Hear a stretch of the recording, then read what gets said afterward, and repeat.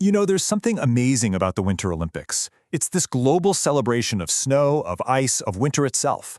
But here's the thing, and it's a huge contradiction. It's all happening on a planet where that very snow and ice are disappearing. So, what is the real environmental cost of putting on the Games? Well, a new report has some pretty surprising answers. And look, this isn't some far-off problem for our grandkids to solve. It is happening right now. Just in the last 5 years, Italy has lost more than 260 ski resorts. France has lost over 180. The very ground, the very foundation the Winter Olympics is built on, is literally melting away. So, with that in mind, let's look ahead to the next Winter Olympics in Milan Cortina in 2026. Every Olympics now publishes an official carbon footprint. It's the number they want us to see, the official, on-the-books, environmental cost of the whole event. And for Milan Cortina, that official number is 931,000 tons of CO2. So, let's use that as our starting point. But what does a number that big actually mean? Where does it even come from? Well, take a look at this breakdown. Almost half of the entire official footprint comes from just one source: us, the spectators. People flying in from all over the world to watch. The actual delivery of the Games, that's the smallest slice of the pie. It really shows you the hidden costs of these huge global events. So there you have it. That's the official story. That's the carbon footprint that organizers measure, that they report on, and that they're trying to reduce. But what if that isn't the whole story? And this is where a new report from the New Weather Institute really changes the conversation. It asks a pretty simple question. What are we not counting? And the answer, they suggest, is a massive, hidden source of emissions that could change everything we thought we knew. It all boils down at this concept called sponsorship emissions. Okay, think about it for a second. Why do big companies sponsor the Olympics? Well, to sell more of their products, right?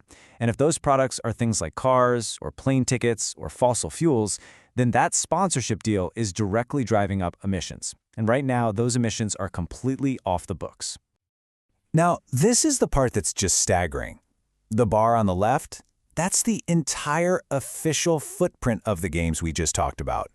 The bar on the right, that's the estimated emissions from just 3 high-carbon sponsors.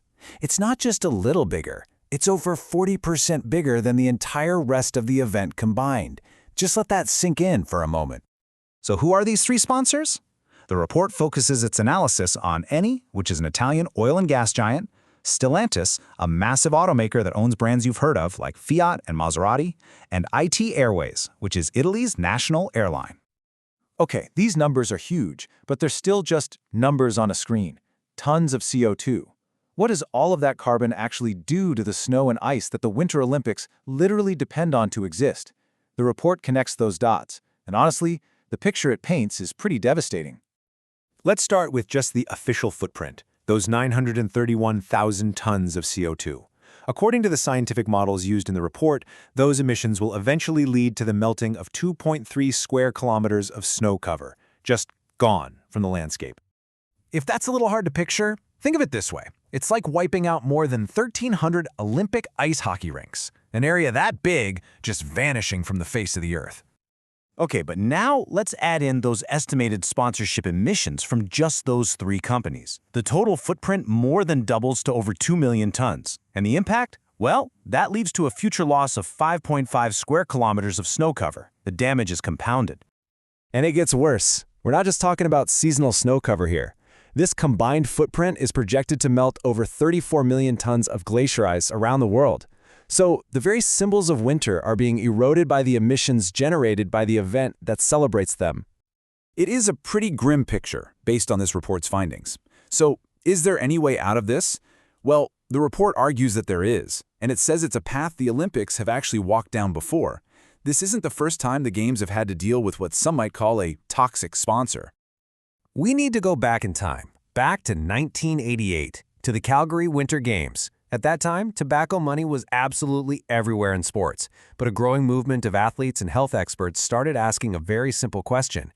Should an event that celebrates human health and fitness be funded by an industry that destroys it? And you know what? They won. The Calgary Games became the first ever smoke-free Olympics. It was really the beginning of the end for big tobacco in sports. The report draws a parallel here that's pretty hard to ignore. If it was wrong to promote a product that harms human health, is it right to promote industries that harm the health of the planet? So what's the solution then? Based on that history, the report lays out a few clear recommendations. First, it suggests ending sponsorship deals with high-carbon corporations. Second, only partnering with companies that are actually transparent about cutting their emissions. And third, maybe rethinking the whole idea of an event that relies on so much mass air travel in the first place. And that really leaves us with a question that's much bigger than just the Olympics. As we all face the realities of a changing climate, we have to ask ourselves, what are we willing to accept? And should the sponsors of our biggest, most celebrated global events reflect the world we want to live in, or the one we might be leaving behind?